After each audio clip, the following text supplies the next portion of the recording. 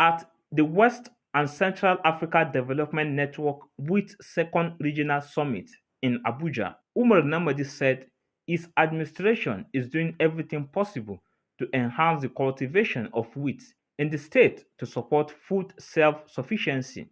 The Jigawa governor, who emphasized on the state commitment to expand wheat cultivation, said that plans were underway to scale up production to 100,000 hectares of farmland. 120,000 hectares was allocated to Nigeria, and out of that, 40,000 hectares were allocated to Jigawa State.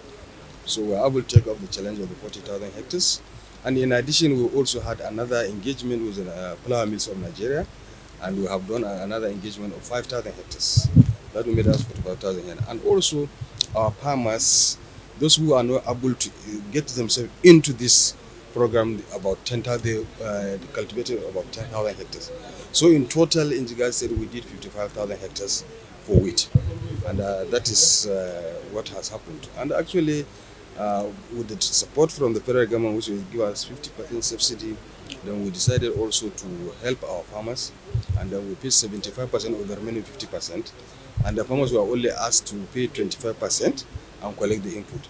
That has encouraged more people to go into wheat production, and I think the result and the outcome was very good, and then the pricing was also very good. So at this time, we are aiming at 100,000 hectares. He said that the state government also planned to double its engagement with the Flour Milling Association to increase the land dedicated to wheat cultivation. It will also double our engagement with the flour mills of Nigeria. Instead of 5,000 hectares, we are going to do 10,000 hectares. So again, with other things, so roughly we are looking at 110 to 120,000 hectares this year. So seed production is very lucrative because you sell it at a premium price. So we are able to convince our youth to go into agriculture, especially the seed production. So that is what we are doing to local seed production, and we'll continue to multiply it.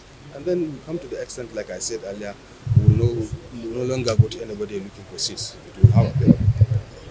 In his remarks, the Commissioner for Agriculture and Irrigation Development, Cross River State, Mr. Johnson Eboko, said the state government had started the engagement using 100,000 hectares for the proof of concept and another 5,000 hectares for the first phase of commercialization. Eboko added that within a year, the state will be contributing significantly to the national wheat output. We had already started the engagement for 5,000 hectares of land from a community in Obanliko area of the Obudi axis of Cross River State.